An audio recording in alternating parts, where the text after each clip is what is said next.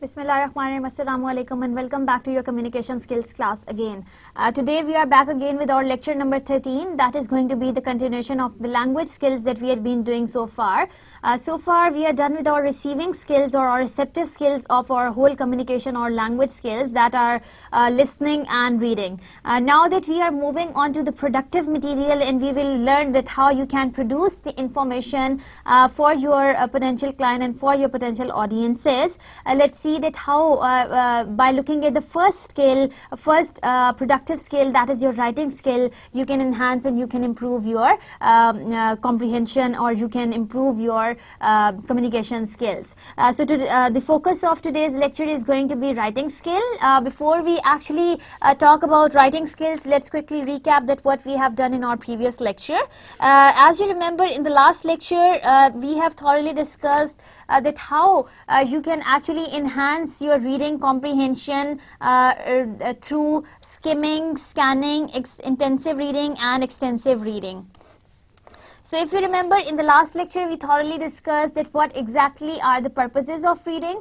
We discussed that the purpose of reading is, the first purpose of reading is basically to get the player, and the second one is to get the information. Once you are reading for player, this is your extensive reading, that you are reading a lot of material for the player, and once you are reading for, once you are doing this reading for information, this is your intensive reading. We through the help of different activities and through the help of different tests and through the help of different by applying different text materials, we saw that how you can apply the skimming and scanning techniques. We thoroughly differentiated between skimming and scanning. We saw that how skimming is and scanning can help you improve your reading comprehension.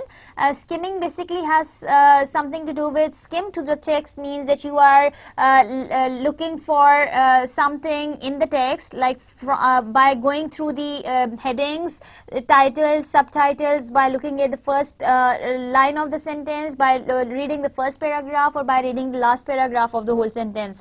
Scanning, however, has something to do with the focused or related information. It has something to do with a question in your mind that you are trying to find out the answer for. So once you are trying to find out the answer for any questions, that would automatically become scanning. Like for example, you are looking for the numbers in the paragraph, you are looking for the addresses, you are looking for the names, and so on and so forth. We also did some of the exercises, an online exercise too, and I hope that you must have tried that later once you had been done with your lecture number 12. I'm sure that you must have seen that how practicing online can help you develop your reading rate as well as your comprehension skills. So without wasting time, let's quickly move on to today's lecture that has something to do with the writing skill. Writing, as I said, is going to be your productive skill, and our main focus of writing is going to be make you one good writer for this semester. Writing skills are an important part of communication. As I said earlier as well, that writing skills are one very essential and one very important part of communication. Out of your all language skills, writing is one productive skill that is really very important, and that can help you see and that can help you understand that how you are going to develop your writing skills accordingly. Good writing skill allow you to communicate your messages with clarity and ease to a far large audience than through face-to-face or telephone conversation. So once you say that you have these good writing skills, it means that you can communicate with people with clarity as well as with ease to a far larger number of audiences than through face-to-face or telephonic conversation. Now it involves your verbal and non-verbal communication also. You can hear someone or you can read any material that is written. Now a text message being sent to you in a very colloquial language or in a language that is not understandable by you, maybe there are slangs or maybe there are jargons or maybe there are very unfamiliar terms in it that you cannot understand. So the essence of the message will be lost. Your main idea or your main purpose is that your audience or the person or the receiver of the message should receive the message accurately and you know the way you have thought of it and the way you wanted to convey it. So this is what you call a good writing skill, and this is what our target is going to be once we are going to work on today's lecture. So before writing, you should know that who is your audience. So first of all, your main focus is going to be your audience, that who is your audience and why are you targeting them. What format is required? The second thing is what format is required, like the way if you are writing down any letter or if you are writing down any memorandum, since you are all business students, so this is very important that you understand that every format carries different, every kind of the thing, it carries different format, and for every format we would make sure that you learn that how to write a letter, we would make sure that you learn how to write a paragraph, we would make sure that you learn that how to write for business, plain English. We have done one lecture on the plain English and then on the U approach. So we would make sure that how, while using these kind of the business approaches, you can apply those approaches on writing down any kind of the format or writing down any material. The format for letter would be different from writing down a paragraph. A format for writing down a paragraph would be exactly different from a pattern of a proposal, and so on and so forth. So there are, you are supposed to keep in mind either that's going to be any essay or that's going to be any report or that's going to be just a paragraph or any article that you are supposed to write down. Then there are different styles of writing that you are supposed to remember and that you are supposed to take care of. Writing in a logical and objective way. So you talk about logics and you talk objectively once you are writing down and once you are, giving or providing any information. Writing for the personal, from the personal experience would be different from the way once you are trying to, write down about the facts and figures. There are some academic conventions, like for example, referencing and plagiarism. Like for example, you sit down to write down on your assignment. Now your assignment will, of course, you would have to listen to, and you, of course, you would have to, see a lot of material from internet, and you would have to browse for internet, and then you would have to, go to the library to search for the relevant material also. Now that searching, once you are searching from different materials, of course, you would not copy paste from it that very link or that very material. And if you are doing that, try to remember that you are supposed to do and you are supposed to insert the proper referencing for that, because if you are not going to do that, that is going to create problems for you of plagiarism. So this is what we are also going to do and discuss in detail in the next upcoming lecture. Since this is the introduction to writing skills, so just keep in mind that this is what we are, this is what our main focus is going to be. Now, the writing basically can be formal or it can be informal. Now, there are two kinds of the writing styles. The first one is formal and the second one is informal. Formal writing is basically complex. It's objective, it's written in the third person, and always the full words are there. That one we are going to discuss, each one of them that we are going to discuss one by one in detail. Complex means that this is not easy to understand. Like for example, there can be abbreviations, there can be jargons which are elaborated or which are explained. There can be acronyms also. It's not written in the third person, it's not written in first person like narrating, like kind of a, narrating a story. It's always written in the third person, that one you are supposed to remember. There are full words in formal writing. You cannot write down the short words, like for example, isn't, I'm, and I wanna. So these kind of words are not allowed in the formal conversation. And it is objectives, it means it is based on facts. So facts are supposed to be there, and you are supposed to talk about, and you are supposed to, communicate and convey idea smartly by providing the facts to the reader. Then there is informal writing, which is simple, like it can be written simply, so there is no complexity.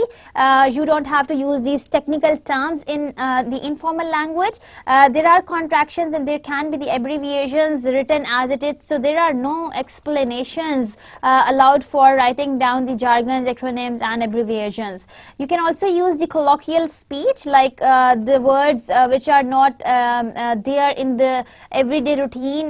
You can write them down also. It appeals to empathy and emotion also. So there is no objectivity in that. You can also talk about your personal self, or you can also share your personal experiences in your writing.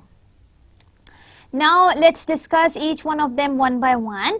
Formal writing style is, as we said, it is complex.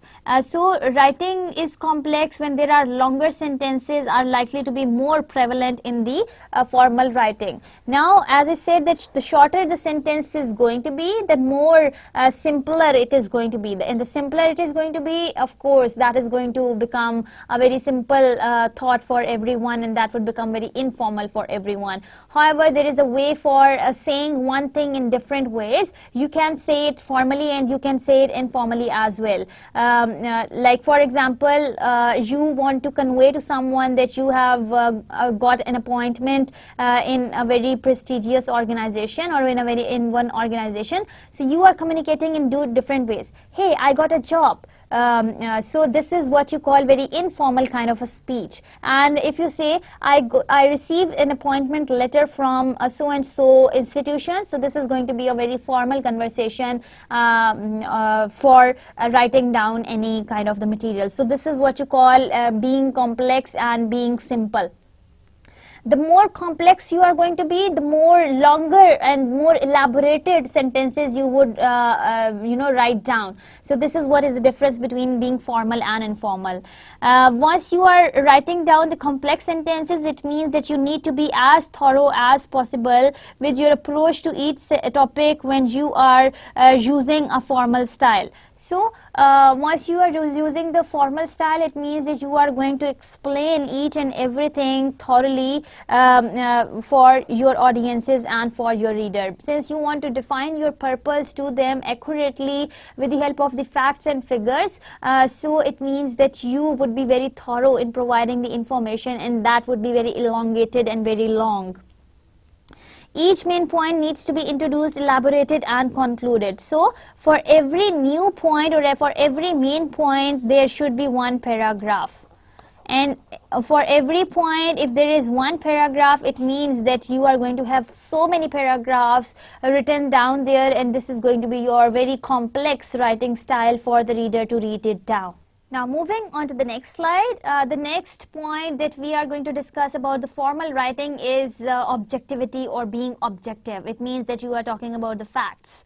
State main points confidently and offer full support arguments. Now these full support arguments means that you are supporting your ideas with the help of those factual based information that you want to provide to your audiences. So state main points and then elaborate them in detail with the help of the objective examples, or being objective means that you are going to talk about the facts.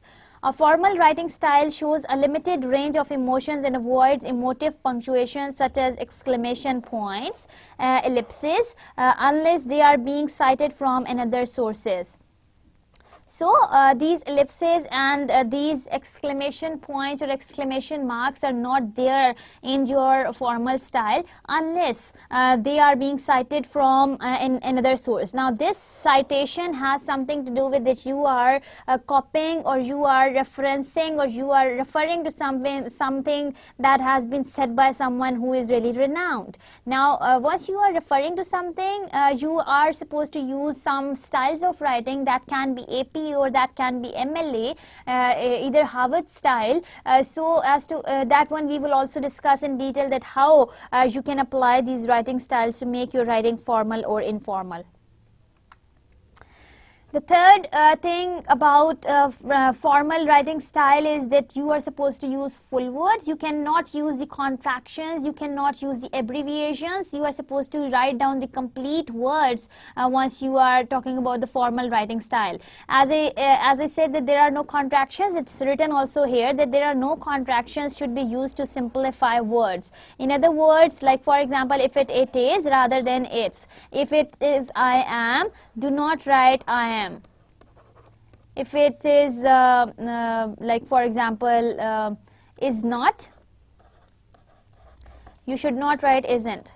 So these kind of contractions should be thoroughly avoided in your formal communication and in your formal writing style.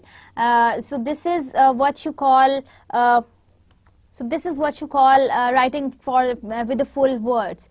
There are abbreviations must be spelled out in full when first used, the only exceptions being the acronym and better known if it's in the full place, like BBC, like CN, like NATO. These are some acronyms which are normally known by everyone. But if you are writing down, if you are understanding like CIIT, it will not be understandable by everyone. You are supposed to explain it. COMSATS, Institute of Information Technology. So this is what stands for it. You cannot use these kind of abbreviation like HEC.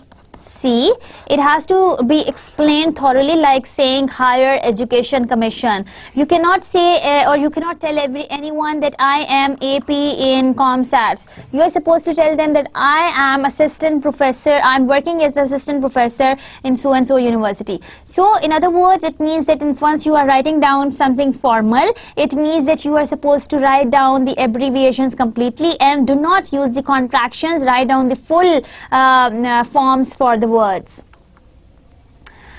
In writing or in formal writing style, there is a use of the third person. Formal writing is not a personal writing style.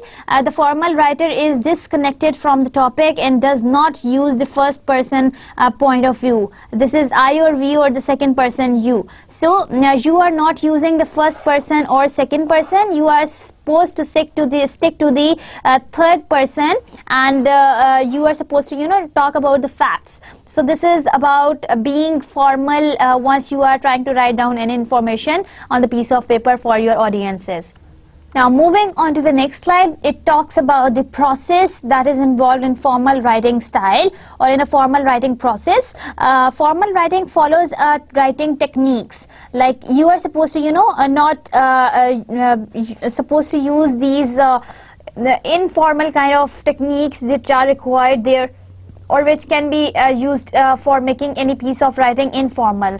There are some writing techniques which are being used, like for example it follows a writing process.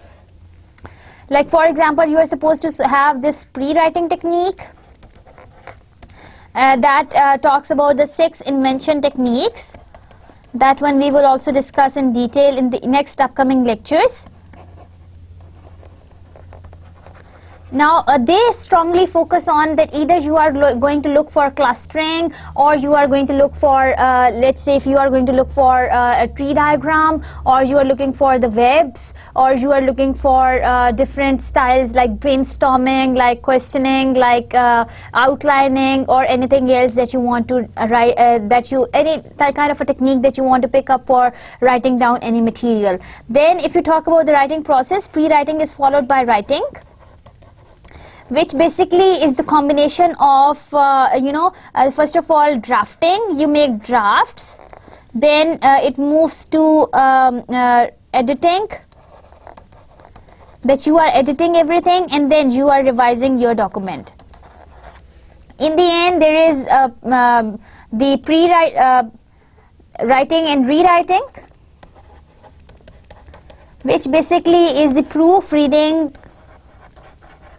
or revising of your material, that for looking for the loopholes if there are any. So this is what you call a writing process, and for every writing process you have to have some writing techniques that you are supposed to apply, and you can apply for writing down any material to make it formal. Then there is a material is organized on a set pattern. Like for example, if it is a letter has to has one particular pattern.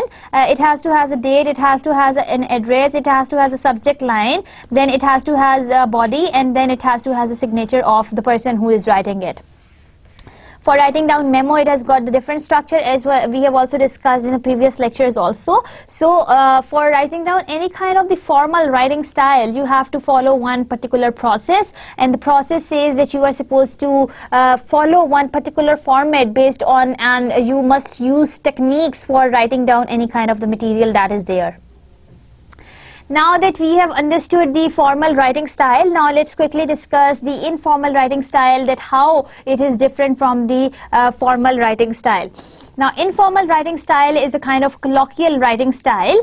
Colloquial means that informal writing is similar to a spoken conversation. So the way we are talking to each other without we have these ellipses in it, we have these exclamations in it, we have these pauses and intonation. So colloquial speech means that you do not worry about the short forms, you do not worry about the contractions, you do not worry about any ellipses or any pauses in the conversation. So it's more like the everyday common spoken conversation that you use for communicating with one another.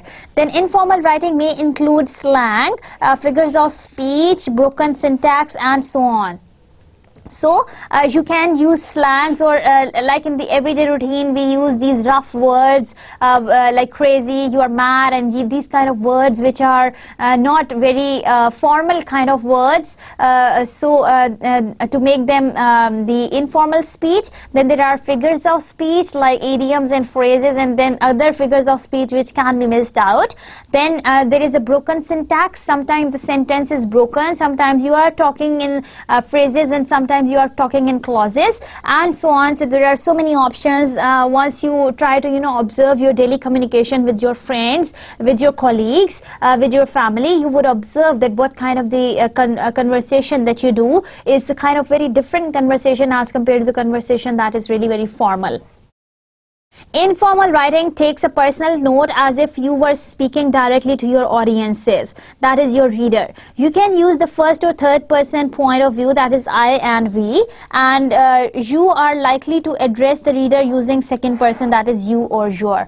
So it is more likely comfortable as compared to the formal writing style. The way you would write down a text message to your friend would of course be very different from the way you would write down a letter to a company for a job. So the basic difference between two of them is that the way you had been writing the letter or you had been writing down this text message to your friend was different, because you hadn't had to follow any rules, you did not worry about any format, you did not worry about using any kind of a language that can annoy the next person, or that is not the standardized language that is the requirement for speaking or writing down. However, you can also use I and we, and you can also use the expression of you to refer to the next person. So this is how you can actually use this informal writing style by making it colloquial for everyone.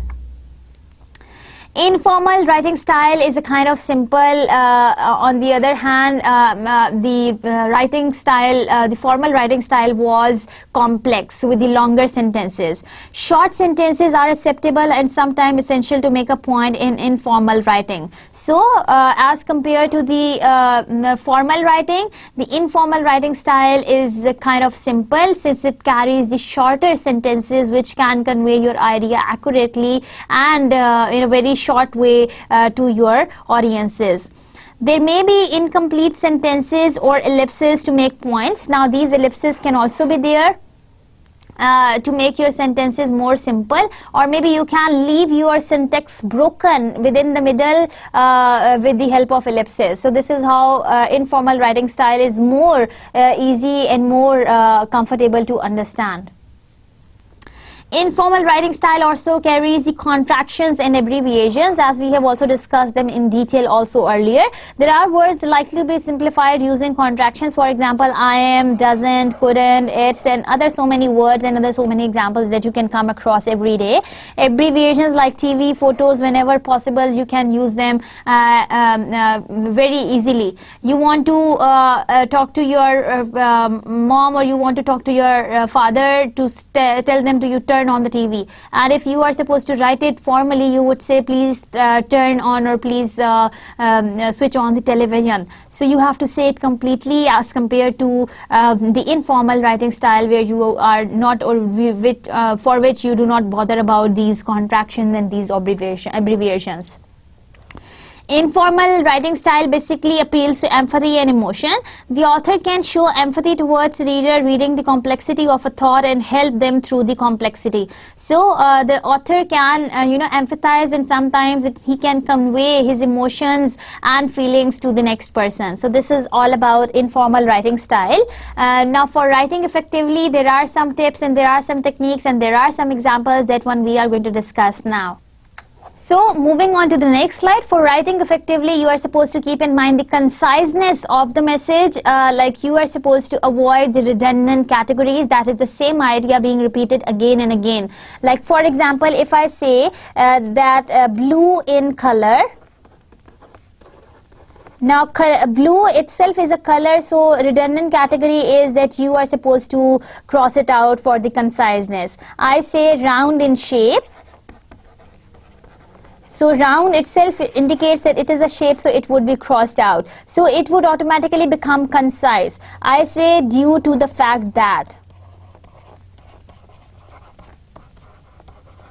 So instead of writing down the whole phrase, I can simply write down because. So this is how I can, avoid these redundant categories that keep on repeating the the idea again and again. There are sometimes unnecessary clauses being seen in the sentences, so try to avoid them and try to delete them as to make your sentences shorter and concise. There is sometimes unnecessary construction, like flowery language, the use of a lot of adverbs and adjectives that only make your sentences lengthy and longer. So if you really want to make your sentences shorter, try to see that if there is no unnecessary construction in your sentences. Try to avoid the awkward repetition. Do not try to repeat things again and again. If one idea is being repeated and you feel it is important, of course that would be read by your audiences clearly. So make sure that you are not going to do this awkward repetition. Now let's revise these sentences for conciseness. Example 1 is, original sentence says, the reason buying a new house is so difficult because the process is so complex. So the problem is of redundancy. The reason is because. So instead of emphasizing the reason is because, the revised sentence can be, buying a house is so difficult because the process is so complex. So this will become a very concise sentence as well as a very simple sentence for the understanding of your reader. So do not try to make your sentences complex by elaborating or by exaggerating the details or by inserting in the extra details. Try to see that if you can remove or if you can omit these redundancies to make them concise. Now there is an unnecessary clause in this very original sentence. A realtor who is experienced and well recommended is a must. Unnecessary clause is there. An experienced, well recommended realtor is a must. So this is how you are supposed to remove the unnecessary clause in the sentence to keep it concise and to the point. Now there is example number 3 that has something to do with the expletive construction or unnecessary wordy construction. Now let's read the original sentence. It is when you can find a fixed interest advance loan with single digit interest that you should lock it in rather than settling for a variable rate loan. So you are supposed to look into the sentence for the unnecessary construction. You can simplify the whole sentence by making it concise, and you can say that when you can find an advance loan with a single digit fixed rate, you should lock it in rather than settling for a variable rate loan. So this is more understandable and more simple to understand for the audiences, since it is really very concise. Example 4 has something to do with the awkward repetition in the sentence, where you are supposed to see that how you can avoid these awkward repetitions by combining the sentences and redundant phrases into these single words. Original sentence says that don't forget that your down payment is only one part of your closing costs. Closing costs may include having the home inspected, prepaying a year's worth of taxes in advance, insuring the house, and even having the property surveyed. Now there is the awkward repetition and revise by combining sentences and reducing phrases to single words. So the sentence would become very simple and concise. Don't forget that your down payment is only one part of your closing costs, which may include, now instead of putting here a full stop, you can say simply that which may include having a home inspected, prepayment of the taxes and home insurance, and even a survey. So all of these things, they have been thoroughly addressed in the sentence that has been revised for conciseness. So this is how you are supposed to look for the awkward repetition in the sentences, and then you are supposed to write them down clearly. Now you are revising for the coordination or subordination. This is the second way of writing down the formal material. Focus on identifying and correcting problems of coordination and subordination. Now let's see the examples for that also.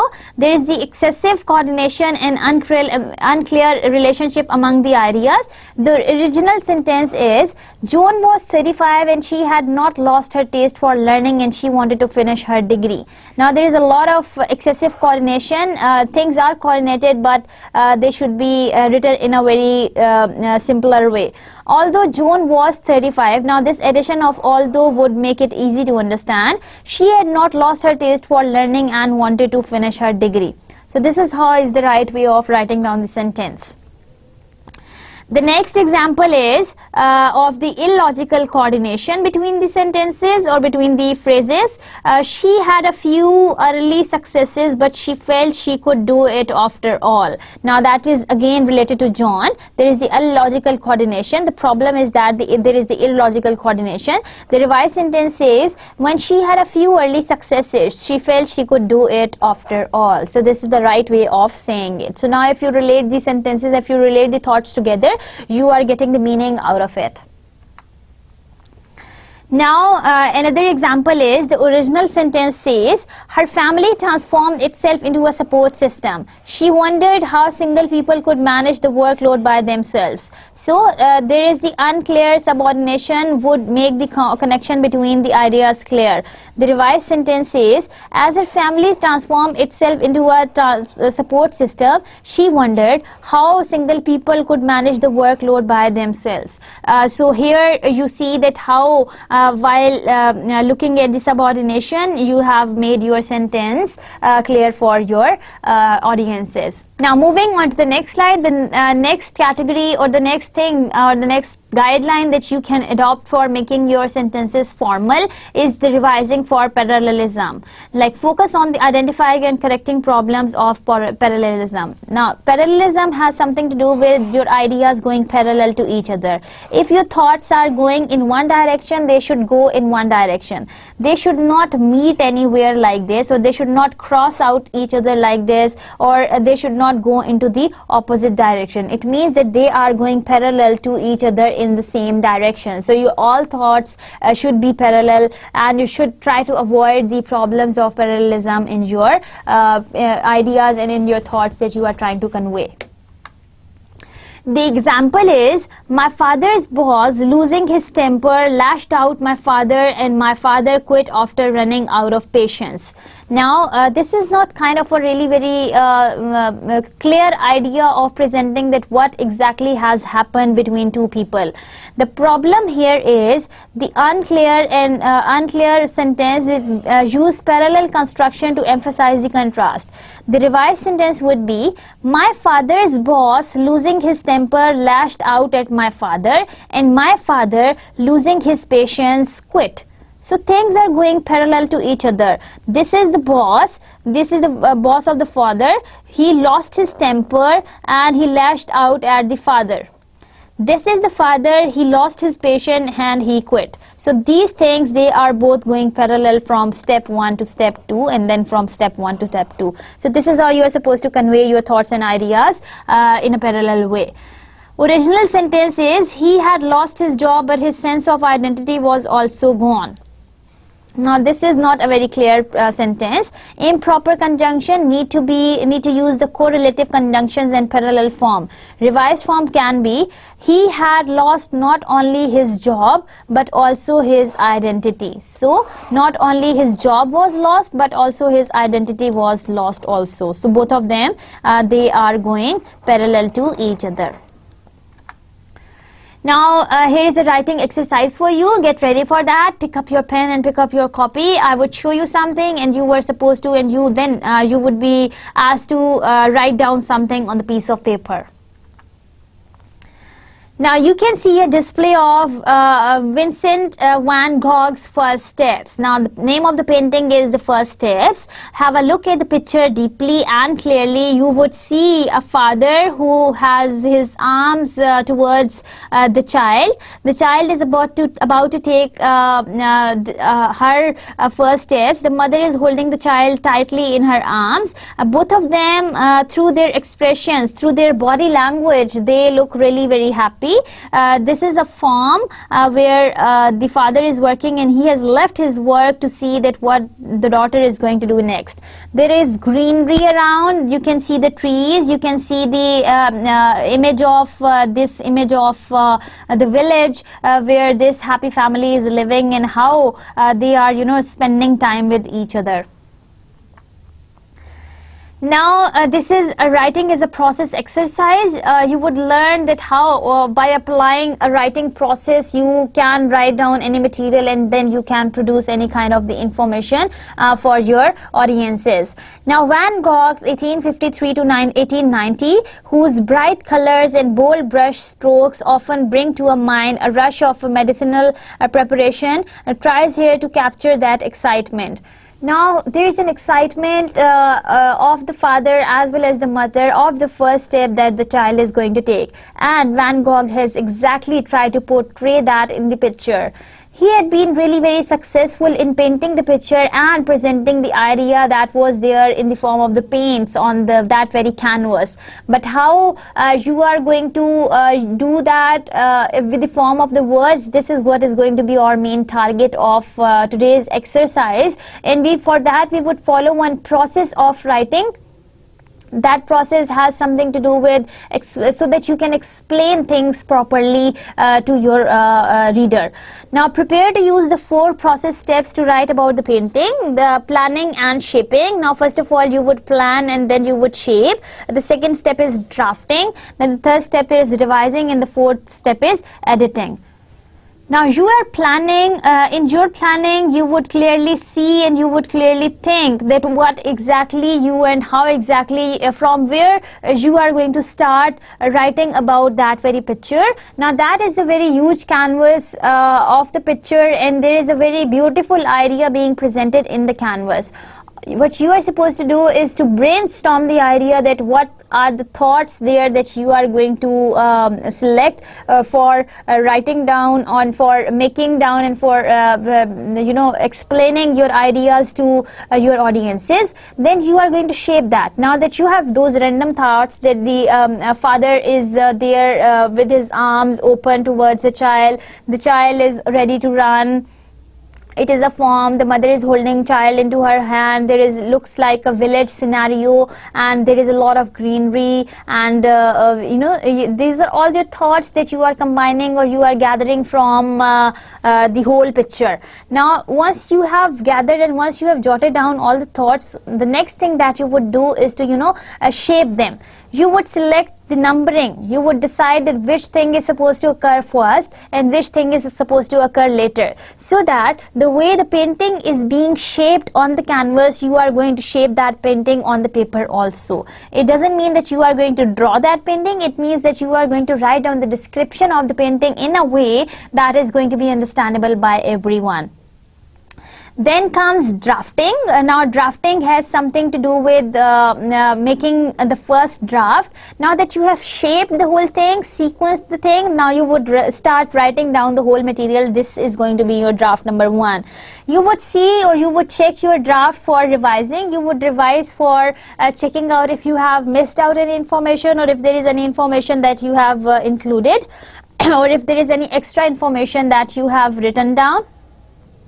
You would edit your paper means that you are going to look for the editing thoroughly, editing the material which you have written on the piece of paper, looking for the grammatical errors, looking for the punctuations. If you want to type it on the computer. If you want to give it handwritten, give it handwritten. So this is all, or these are the all steps that you are supposed to follow for writing down the description of the painting by Van Gogh. Now moving on to the next slide. Now let's discuss them one by one in detail, and let's try to apply them on the painting one by one. Planning and shaping, look at the whole picture. Now that you are planning and shaping the whole picture, now let's what you are supposed to do is to look at the whole picture clearly. Now you are being given a picture of the Van Gogh to write down your description on. See that what visuals parallels do you see? Do you see any visuals parallels? Parallels mean that the things which are going into the same direction. Now see the happiness of the mother and happiness of the father. Since the child is supposed to take her first steps, the father is very happy. Both of them, they are going in the first and the same direction, so the ideas are parallel. The weather looks pleasant because the people in the painting are happy. So this is how these are also the parallel structures. There is a lot of greenery in the painting and people are also very happy. Both of them, they associate to the parallel structures which are going into the same directions. Also talk about that what are the contrasts there. First of all, talk about the color contrast which have been used. Also talk about the contrasts of father, mother and that very girl. Also talk about the contrast that like there is a lot of greenery on the trees. However, the father has been trying to mend his farm. Then what happened right before this movement? Now what would have happened right before this movement when the child was about to take the first steps? Now imagine of the thing, think of something like that would have happened before that very movement that was happening within the painting. And what would have happened right after the child would have taken the first steps and gone into the arms of her father. So this is how you are going to look at the whole picture and try to plan that how exactly you are going to portray that, and then write that down on the piece of paper for your reader. Then of all the milestones in a child's development, nothing except possibly the first smile of the or the first words causes as much excitement as the first steps. So out of the whole things or out of the whole milestones that the child does in his life, nothing is more important than the first steps that he takes in his journey of life. How do you convey that level of excitement in words? Now, this is your job to convey the excitement level into the words for your audiences to understand that how Van Gogh has actually painted that very picture, and how you are going to, convey that idea in for your audiences to see that how beautifully that has been captured into the painting, and how beautifully you convey in the form of a writing without using any capitalization, underlining or exclamation marks. Now you are not supposed to use any capitalized forms. You are not supposed to use any underlines to stress on any word, or any exclamation marks to create this exclamation thing. You are supposed to write down in a very simple language using keeping in mind the parallelism, the subordination or coordination, and then you are also supposed to keep in mind the conciseness and avoiding the redundant categories, to see that how you can actually convey the level of excitement of the father, mother and the child, and then the environment around them to your reader.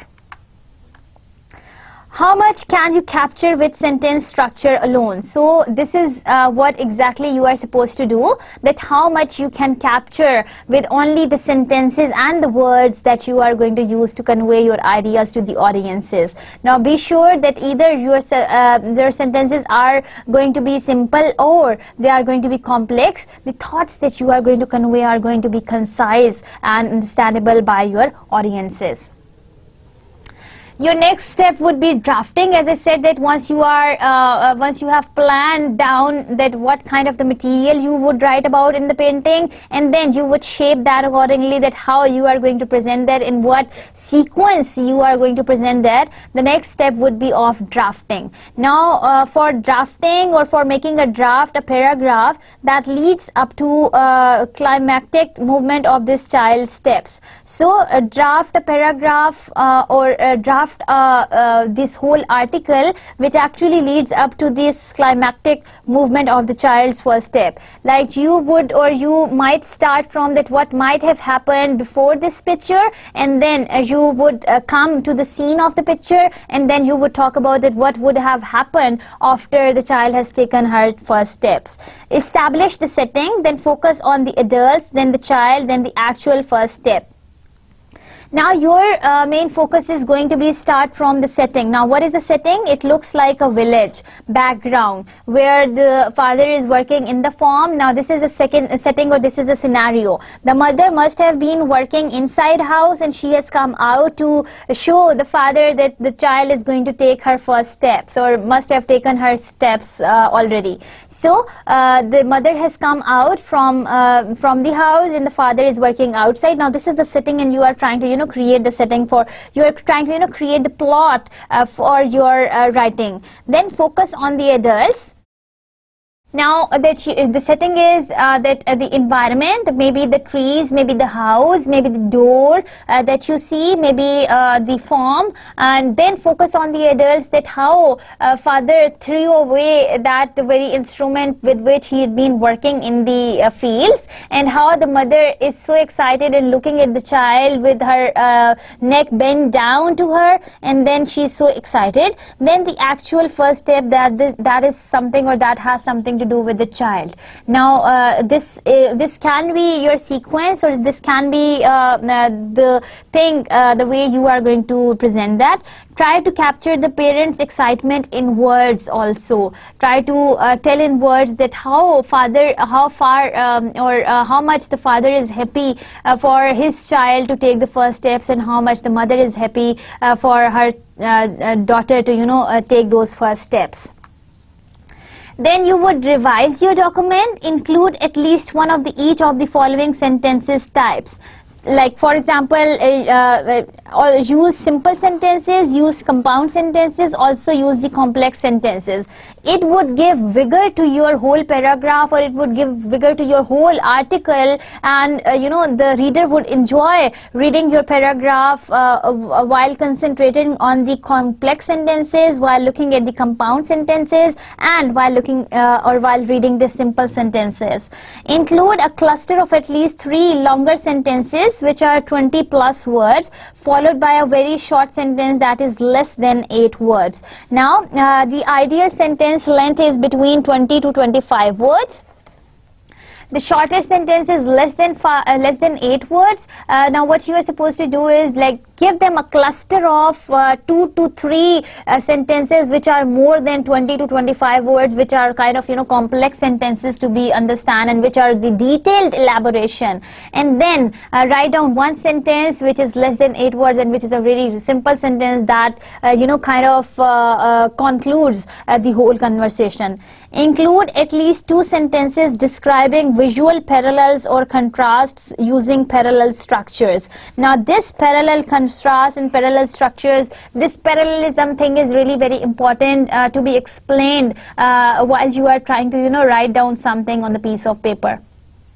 So once you are trying to write down anything on the piece of paper, make sure that you use these parallel structures to convey your thoughts, to convey your ideas thoroughly to your audiences, to let them see that how successfully you can write down the material for their understanding. Include a sentence in which the subject and verb are held for last. Now write down a passive sentence. In other words, you are supposed to write down the passive voice, or you are supposed to write down in the passive voice choice, where you would keep your subject and your verb to occur at the end of the paragraph. So that would give a different taste or a different touch to your reader.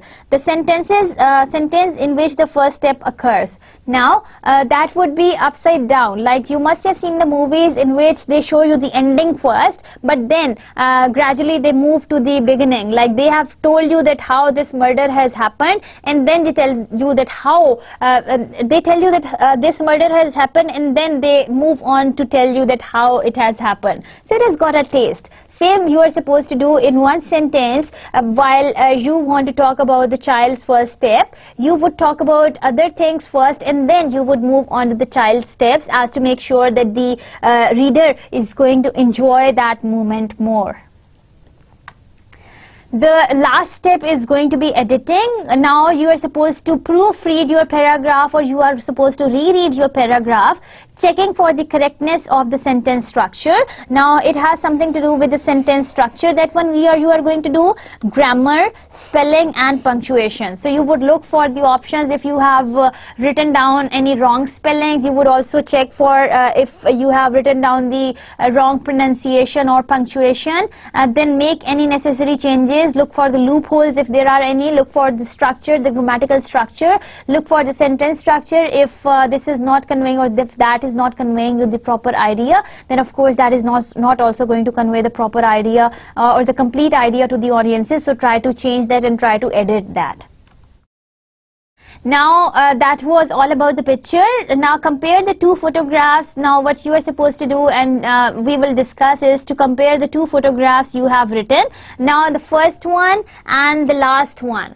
The first one that you must have written down as a part of a free writing, that would be informal, and by following the process, write down another paragraph that you have followed the process of writing, starting from planning and shaping to drafting, and then revising and then editing, and the other one that you have written freely. Which one does a better job of capturing the excitement of the movement? Now compare the two of the paragraphs that you have written while using different techniques, and try to compare them and try to tell clearly that which one does the better job, the first one or the second one, and then give reasons that why is that happen. I'm sure that you would find the second paragraphs far better than that you have written the first one, since the second paragraph has been following the writing process. You had been following some writing techniques, and you had been following some structure of the writing that would help you make and write down one good paragraph. So it brings us to the end of today's lecture. Today's lecture was about the writing skills or writing process.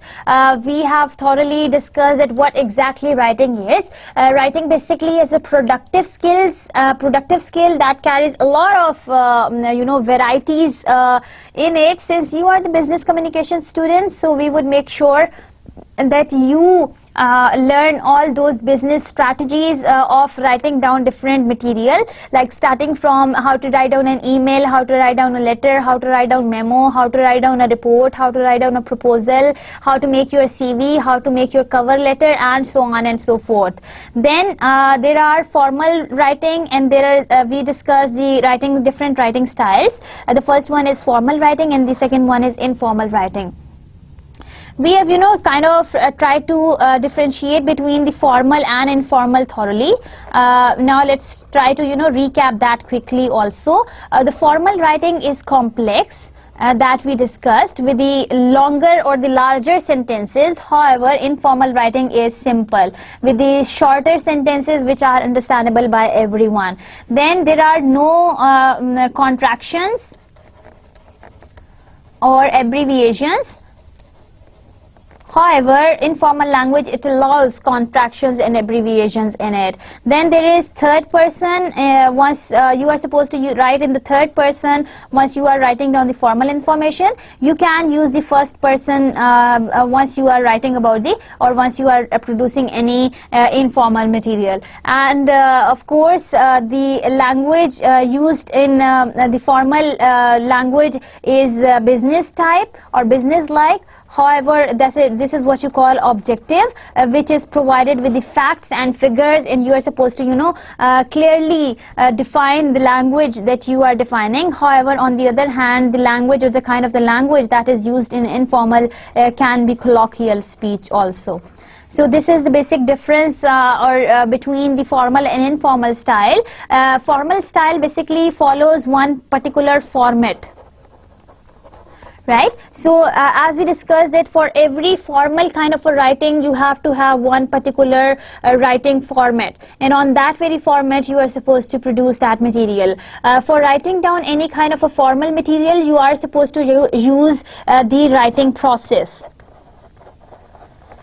Now this writing process of starting with the planning, then shaping, then revising, then drafting, then revising, and then editing is going to help you develop one thing in a very better way. So this is what we have discussed today. We also discussed that how you can write effectively. For that, for every new technique that we use, like conciseness, coordination and subordination and parallelism, we have seen some examples, some sentence examples where you could see that how the original sentences could be that had problem could be revised for conciseness, coordination and subordination and parallelism. Then we also solved one exercise of the painting of Van Gogh. I hope that you have enjoyed today's lecture a lot. It was fun too. I hope that writing skills, you will enjoy these writing sessions thoroughly. We would have almost 10 lectures on writing skills.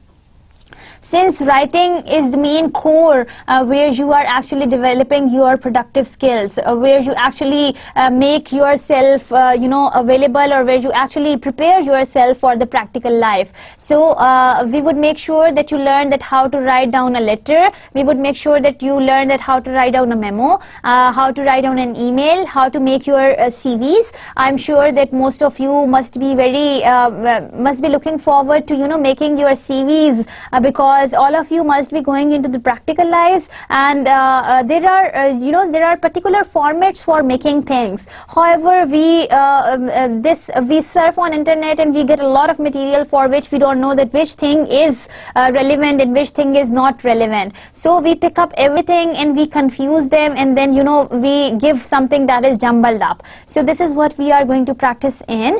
We would see and we would stick to the right things that we are going to concentrate on. In the classroom, we would make sure that you make your CV. We would make sure that you write down a job letter. We would also make sure that you learn that how to write one good business email. We would practice writing paragraphs. We would practice writing essays. We would also practice writing different précis. We would also look for the comprehension practices. And there is many more to come up. I hope that this semester is going to be a fun for you, and I hope that you are learning a lot from communication skills course. I am Anila Noshin signing off. I'll see you in the next class. Take very good care of yourself. Allah Hafiz.